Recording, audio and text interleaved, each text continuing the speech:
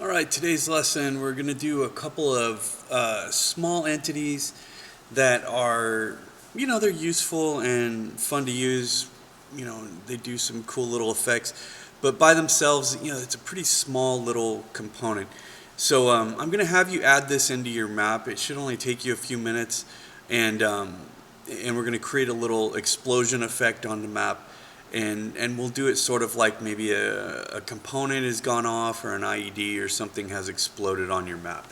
So first thing we're going to do is go ahead and demonstrate it. So this map right here is the one that we're currently working on. I've got my curved hallway, doors on either side, and right ahead of me is that trigger that we've been working on. So I've got an explosion set in one of these doorways. I think it's this one right here.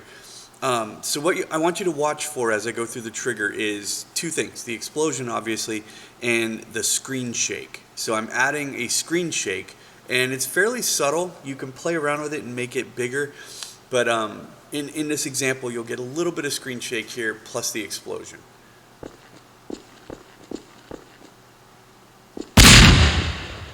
Okay, all right, one more time.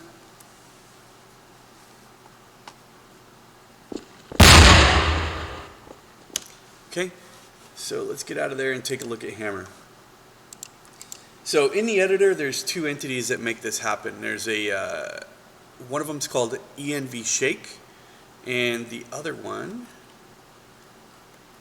is called ENV Explosion. They're both very simple to configure. They rely on an input from another trigger or button or something like that to cause them to activate. So what I did is, this is the map we've been working on. I've got this trigger that we did yesterday that triggers my spawner to start spawning the citizens out in these spawn points outside the map. So I added this guy right here, and it's just an entity. Went to my entity tool, come over here to objects, and it's called ENV Shake. Okay. When you drop it in, what you're going to want to do is give it a name. So I named it Ambush Shake because I'm in the middle of an ambush. Sorry about that. Someone's mic went on in a Teams meeting that I'm in, and their children started singing. All right, so anyway, I named it Ambush Shake because it's going to shake when this ambush that we're building is coming up. We have a few settings to play with here. The amplitude radius, if you click on this. So what they mean by noise is you're going to have a frequency, which is the major shaking movement. And then the noise is sort of like the shaking within the bigger sine waves that you're creating. So higher amplitude is going to give you a more like little shakes within the major shaking. And again, just play with the numbers. You saw what my 8 did. You're free to play with anything between 0 and 16. The radius is how far away from the shaker it's going to shake things. Since this is a single player game, it's fine to just have the default. If it were a multiplayer game, we would need to make it big enough that it would affect all the players in the area that need to be shaken. Duration, self-explanatory. This is how long the shake lasts. And then frequency, this is, if you imagine like a sound wave, it goes up and down, up and down. That's it. It's how violent of a shake it is. And if you look at the numbers here, 0.1 is a very violent jerk of a shake, whereas 255 is a rumble. So it's a more mild kind of, back and forth rumbly type effect. I did 150, and again, you just kind of play with the number and see what looks good for what you're trying to achieve. Apply that. Now the ENV shake is, it shakes everything within 500 units of this shaker right here. So, you could play around with it and make sure it works where you've got it. The explosion, on the other hand, is going to happen exactly where you put the entity. So this one is called ENV Explosion. I went to my entity tool. I came over here, ENV Explosion. I dropped it in. The settings on this one are even easier. You name it, and then this is the amount of damage it does if you were standing right on top of this explosion. And that's, we don't really need to change anything on this. No flags or anything like that. I checked no damage just because I don't want my player to get hurt by it.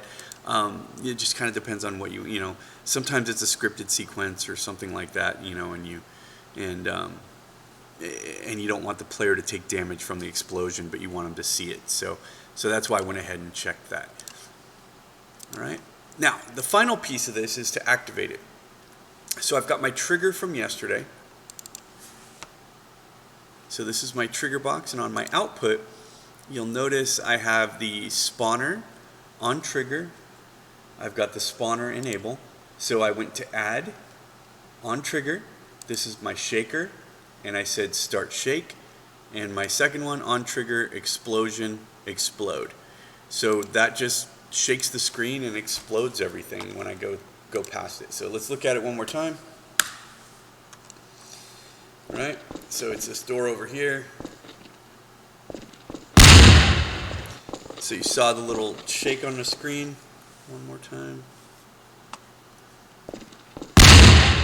Okay, and then the spawner should have kicked in, and here come all the people out of their rooms to see what the explosion was. Right, so your assignment today is to add a shake and an explosion to a trigger on your map. It does not have to be the spawner. It could simply be you're walking down the hallway and you hit a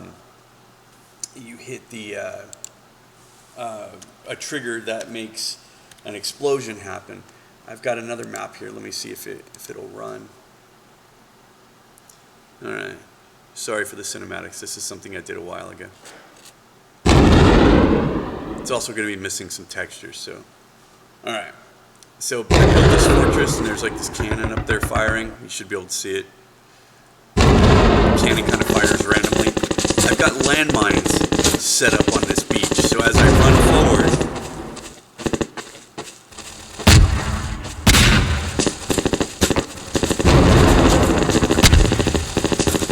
okay, so same effect. All the landmine effects you saw there were triggers, explosions. I just placed them around the map so that as my dude runs towards this fortress here to take out that cannon, it gives the effect of landmines going off. All right, so they have lots of purposes. You can shake the screen. You don't have to have an explosion with it, but for our lesson today, we will. All right, that's your assignment.